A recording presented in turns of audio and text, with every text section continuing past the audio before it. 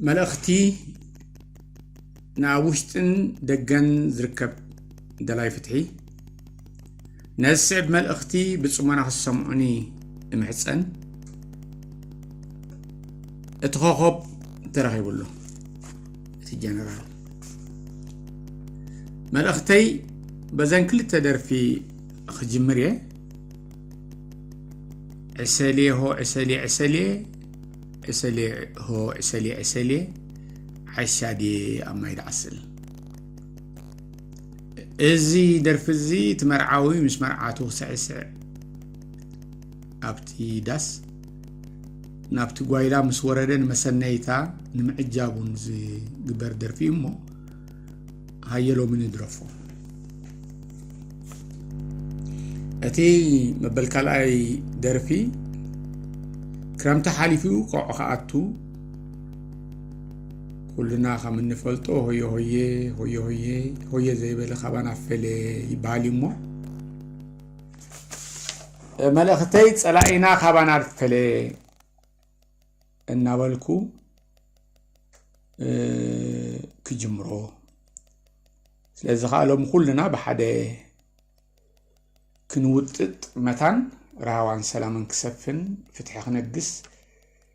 دليتاتنا خنصببو أبكن خالوت كواخبت خندل جزيانا نتفق معناته خالوت كواخبتي بجزيئهم كمصوب سلازخونو نزلونا كواخبت حزنا بحبر كنمرش إيو أبز قرب أوان أب كلنا إرتران مرة خبيري بوزحان يكون والكعلالات بزعبا مسفن حاجوس يزرب يمو نمنتايز بالحطو كحتت أقداسن واناون كوان تخوني بزيادة أقداس خويني زرخبكو أمو كان دي ملأختي نايزي ملأختيون نعسلو كابزبل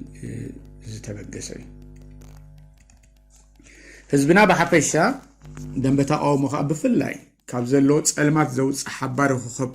كده لسأني حيمو لومي نمسفن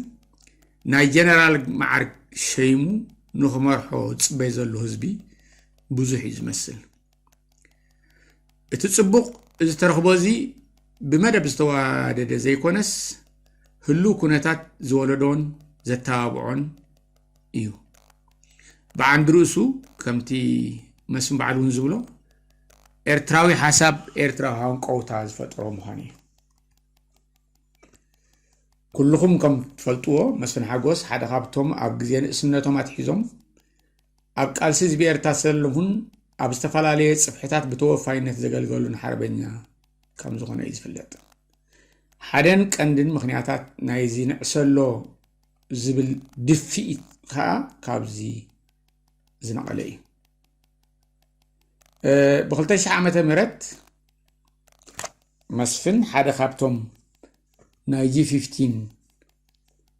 بيجي 15 زفلتو العلوات حالف تسلفن منقسن إرترا مهانيو مس قال أخو مزعم السولا أبدأ قبل مسنحو خا ولا كو أبال جي 15 انت هنا أبسدت تاريفو كابشعو تحيزو خا أبدأ بتعامو تتصبيرو كالسوخا كايس أنيو انت هنا قلن بترترا بسيقات قلن كا نبعلون مسفن كم سيقات وسيدو بستفالا لي سمعت كاب استفالا لي سمعت نقيلو قلون نزنبرو حلوف تثبيتات زي ما الأخوين سلستسمعون سلسترأيون عشان بايرون حدا كموز ولا حربنياس نزخونه ود سب زي تمنيوم زلفان وردتن نمسفن بصحوي اتزحزن اتم زلع على وني اتم بزلع على وني نزي زلفازي زعتقون زوافورن قاليوم سي انا ون انت هاجرن حزبنا حق تقالست مخانم زعمن لهم بمخانمي سلازي خا سمعيتومن رديتومن من قاليو بزي يقدس ناي بعلم سمعتن رئيتهم كوينو قبولون كوينو جنا جدا ندقة خود خلص عشان بايدون مسفن نخالقون سلازحمم عساي ويبل انت هنا حجي النازي على الى كعل اللويك زاربوا لكم تبقي سدلهو انتايدا نازين دحريت قريفنا كلنا حبيرنا نوتت نقدمتنا معدون مبالي كم نريون نعزبون دلنا خاني كابوزح شنخات لومي جيجننت مسفن كزن تولون اندغنا خا حاجرن حزبن كمرح تثبيت كغبرلون إنا نعزب زلنا مو ولا تزطرطر نغزيو كمبركوت كاين بركوت ابو نبصاح كبل يمحصن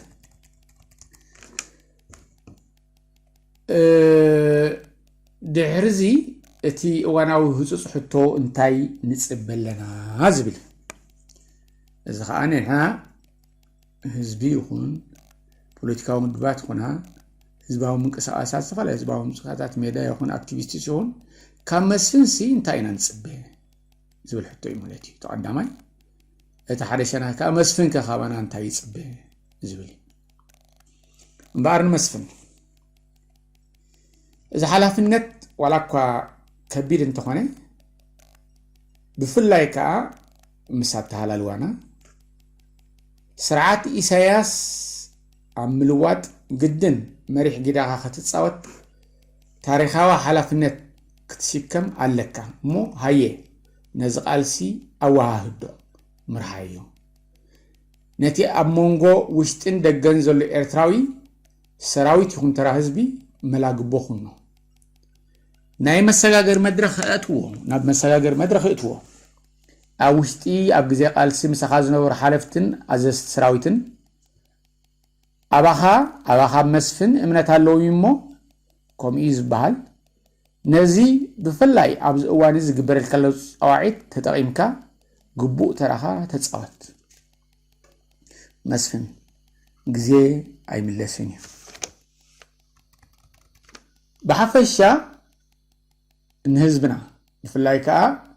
ተቃወምቲ ውድባት ህዝባዊ ምንቅስቃሳት ናይ ኣክል ከምኡ ተመሳሰሊ ህዝባዊ ተበጉሰታት ህዝባዊ መራኸብታት ፖለቲካል አክቲቪስትስ ኩሉ ኣብዚ እዋን እዚ ካልእ ስራሓት ካልኣዊ ቦታ ኣትሒዙ ዋላ እውን ንግዚኡ ኩሉ ኣካላት ኣብቲ ኮኸብ ይዕሰል ዘየጠራጥር ዕላው ደገፍ ይወሃቦ ፕሮሞት ይገበር ከም ማእከላዊ ናይ መጠራነፊ ዘንጊ ንጠቐመሉ ኩሉ ዓቕምታትና ሕልናዊ ፖለቲካዊ ቁጠባዊ ጉልበታዊ ዓቕምታት ነዚ ንምሕያል ንጠቐመሉ ዕላው ደገፋት ይወሃቦ ይተባባዕ ኣብ ልዕሊ መስፍን ዘሎ ዕቃቤታት ዋላ ንግዚኡ ይደስክል ሆየ ዘይበለ ኻባና ይፈለ ንበል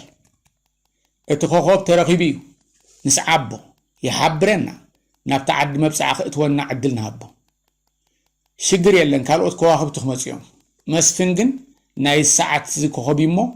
ምስኡ ክንጎይ ክንስጉም እንተዘይክኢልና ብዝኾነ ይኹን ምኽንያት እንተተፀጊምና ብውሕዱ ኣይንዓንቅፍ ንዕዘብ እውን ኢና ዘለና እኩይ ኣብ ቃልዕ ይኹን ኣብ ከውሊ እኩይ እዩ እዘን ኣሕዋተይ እዞም ኣሕዋተይ ስለዚ ሃየ መንፈስና ነፅር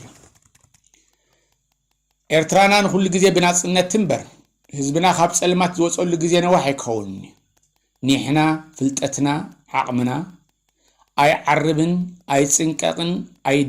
ኣይደክምን እዩ ወላ ኣብ ግዜ ድኻምና ንጎረባብትና ኣይንፈርሖምን ኢና ሰላም ጽቡቕ ጉርብትና ካብ ዝኾነ ንላዕሊ ንሕና ደለይቲ ኢና ስለዚ ከዓ መራሕቲ ናይዚ ጉዳይ እውን ንሕና በዓልና ኢና እንዳተራገምና ኢድና እንዳዋጣወጥና እንዳኸሰስና ኣይንነብርን ደለይቱን ሃንደስቱን ናይቲ ሰላም በዓልና ኢና እሞ ጎረባብትና ናይ ዝቁንዕ ጻዋዒትና ኩሉና ተጠቀምቲ ምዃንና ብምእማን ከም ዝቕበሉናን ዝስዕቡናን ጥርጥር የብሉን ሎሚ ዘለና መዋዕል ምግንዛብ አገዳሲ እዩ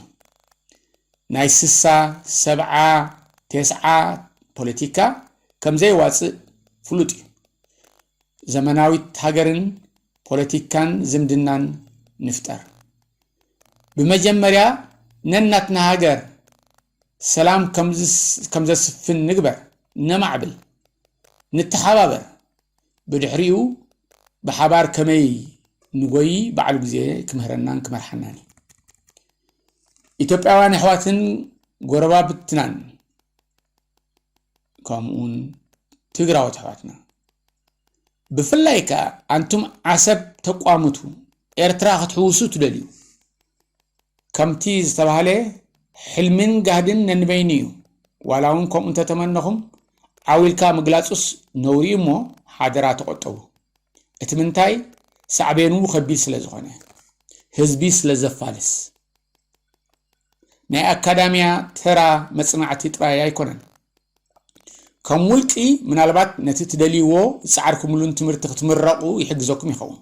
ሳዕቤኑ ግን ካካይ ዝሓለፈ ያክል በዚ ጋጣሚ አንቱም ተመሳሳሊ ዓውደ ትምህርቲ ክትምረቁ ትደልዩ ኩልኩም ሓደራ እቲ ቶፒክ ናይ ዓውደ መጽናዕትኩም ዓሰብ ከመይ ጌርና ንመልሳ ንዓና ትግባእ ንዓኣቶም ዘይኮነስ እዚ ህዝቢ ብኸመይ ብሰላም ይነብር ዝብል ይኹን ዓሰብ ትግባእና ዶ ይትግባእና ናይ ሕጊ ናይ ሓንቲ ሲስሕቶ ጥራይ ኣይኮነን ናይ ህዝቢ ናይ ፖለቲካ ናይ ታሪኽ ናይ ኩሉ ዝተፈላለየ መስዋዕትን ሕቶታትን እዩ ማልቲ ዲሲፕሊነሪ እዩ ያክል ይሕፍር እዩ ካብ ባህሊኡስ ደጋሚኡ ከይከውን ኣብ መጨረሻ እቲ ኮኸብ ተረኺቡ እሞ ኣብቲ ዓዲ መብፅዓ ቀልጢፍና ክንኣቱ ኤርትራውያን ነዚ ኮኸብ ንዕሰሎ ንስዓቦ መስፍን ኣይትፍራሕ ኣይትሰከፍ ኣይትፍራሕ ንጅግና እኳ ኣይበሃልኒ ግን ከዓ ብዘለካ ዓቕሚ እንደገና ተወፈ بقنعنا اسرح ካብ ንእስነታት ሒዝካ ተቃለስካሉ እሞ ሃየ ሃገርን ህዝብን አድሕን ካብ ኩሉ ሕሉፍ ጌጋታትካ ተማሃር ዘለካ ዓቕምን ተመክሮን ክእለትን ንሎሚ ንሕጂ ንሎሚ ተጠቀመሉ ናይ ቀደም ጥራሕ ንዓኻ ንመስፍን እኹል ኣይኮነን ስለዚ ከዓ ናይ ሎሚ ጀነራል ሃገርና ብናጽነት ንዘላለም ትንበር ንህዝብና ሓድነትን ሰላምን ዲሞክራሲያን ራዋን ብልጽግናን ይፍጠረሉ ቴድሮስ መምህር ፍሳሐየ 25 ሐምሌ 2010